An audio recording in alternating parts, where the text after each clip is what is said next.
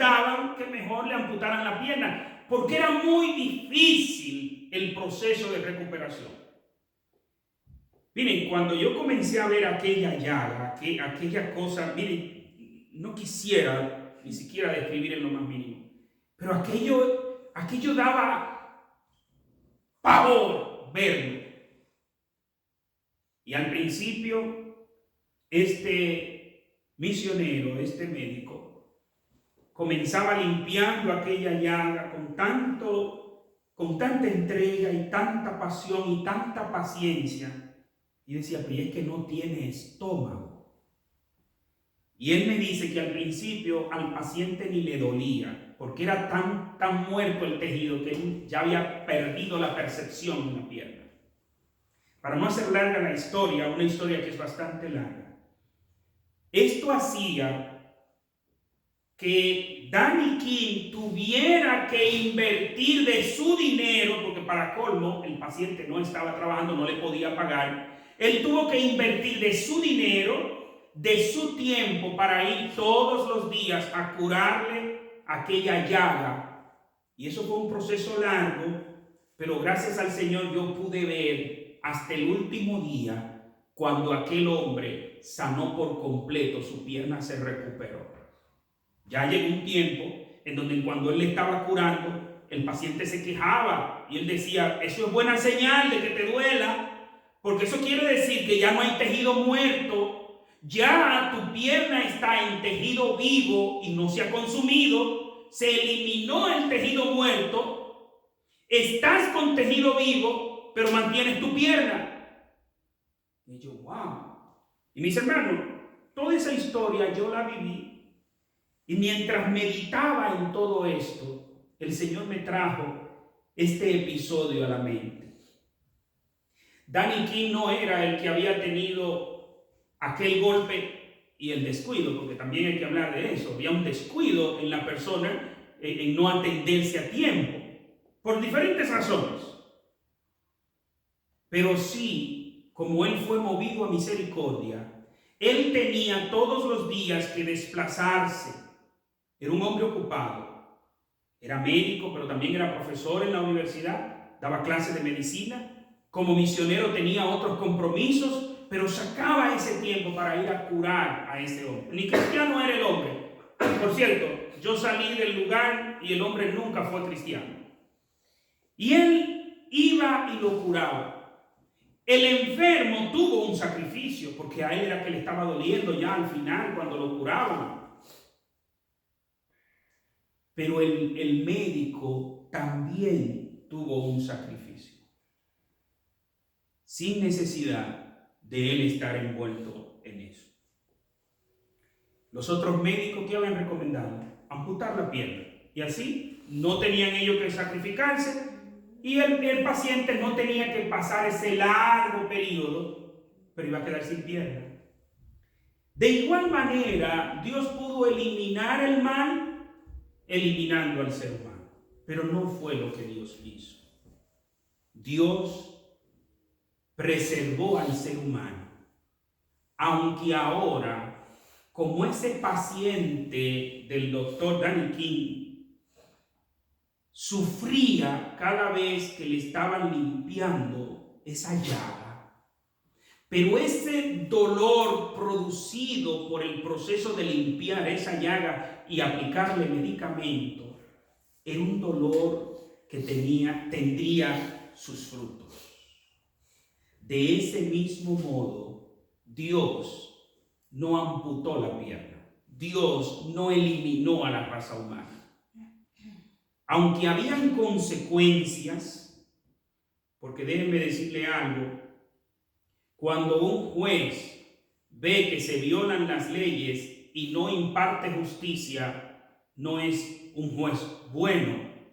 Si Dios, al violarse la ley divina, no hay castigo por esta violación de la ley, si no hay consecuencias, entonces no hay justicia, y Dios es justo.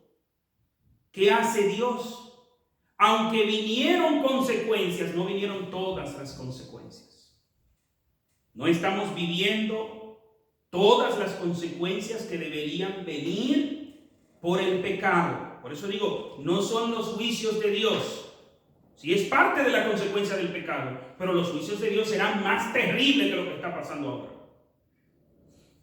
Tanto los de Apocalipsis como cuando dice que el Satanás, el falso profeta, la bestia son lanzados al lago de fuego, y dice que todo el que no se halló inscrito en el libro de la vida también fue lanzado al lago de fuego. No estamos ahí. No estamos en el paraíso, pero tampoco estamos en el castigo que merece el pecado. Estamos en un espacio donde, aunque hay dolor y hay sufrimiento, hay esperanza. Y es lo que nos dice aquí este pasaje de Romanos. ¿De qué? De que aunque la naturaleza está sujeta a vanidad, está bajo este proceso, hay esperanza. ¿Y cuál es la esperanza? La esperanza gloriosa que le espera a los hijos de Dios. La esperanza gloriosa que tiene todo aquel que recibe a Cristo como su Salvador. Para ir cerrando este tema, esta predicación, quiero leer en 2 Corintios capítulo 5, versículos 17 al 21.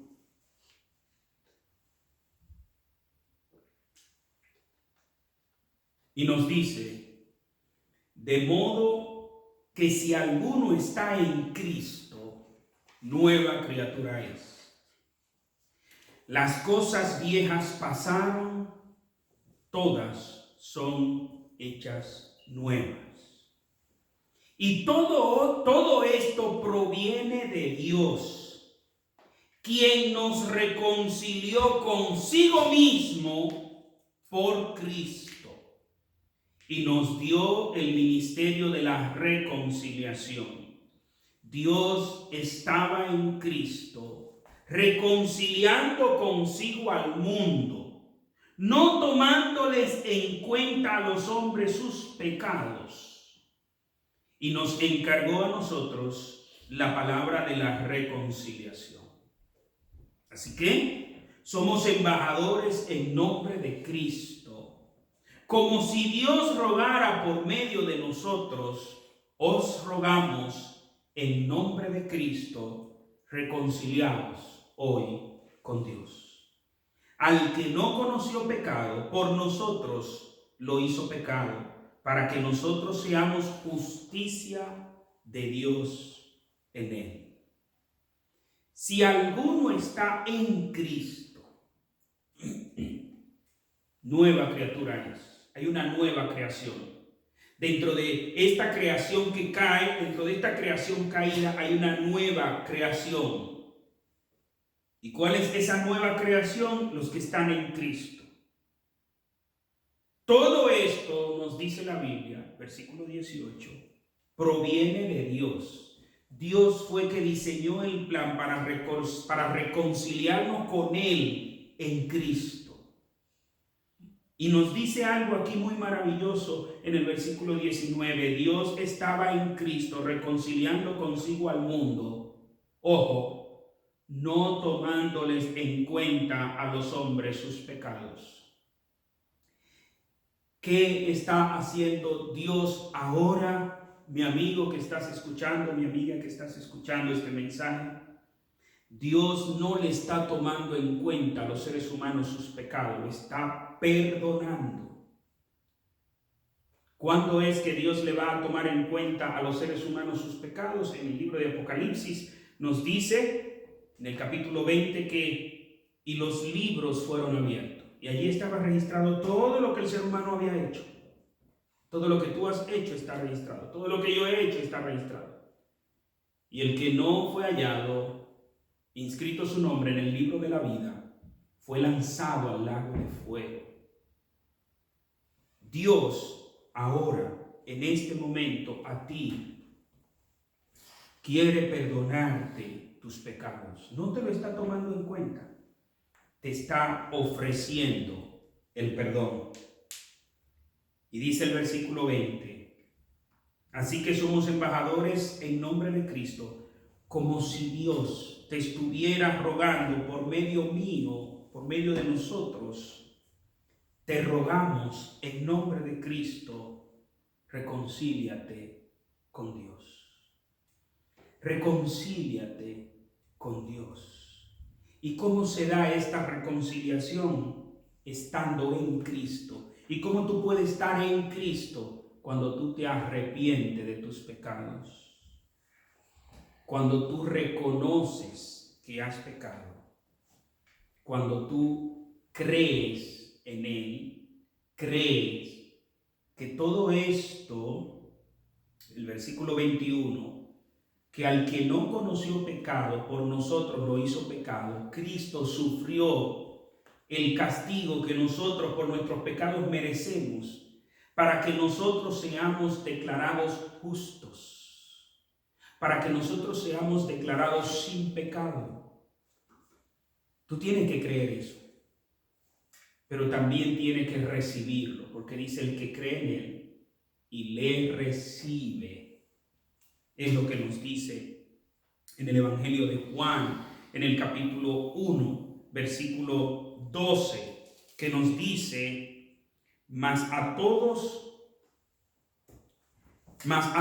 los que le recibieron, los que creen en su nombre, les dio potestad de ser hechos hijos de Dios.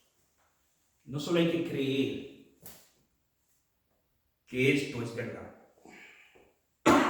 hay que recibir esto en tu vida.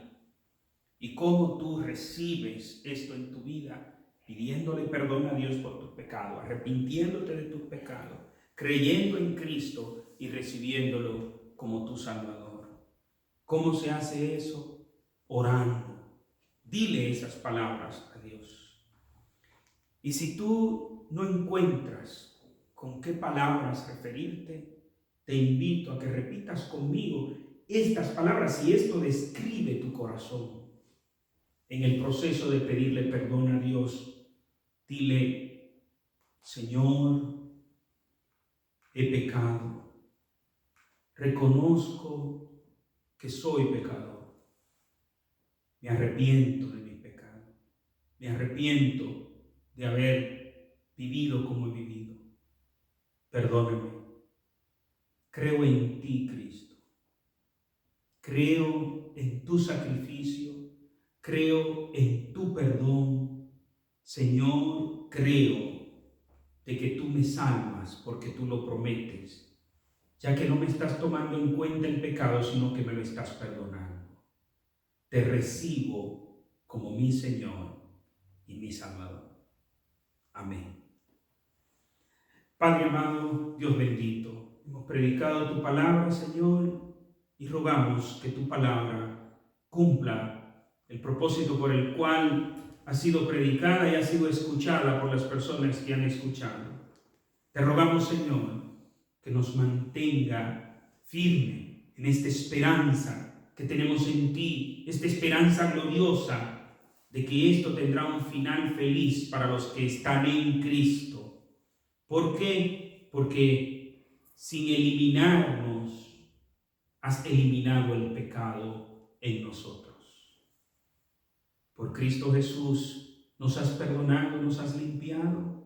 En Cristo Jesús estamos a salvo del pecado. Gracias, Señor, por este perdón tan maravilloso. En Cristo tu Hijo amado oramos. Amén.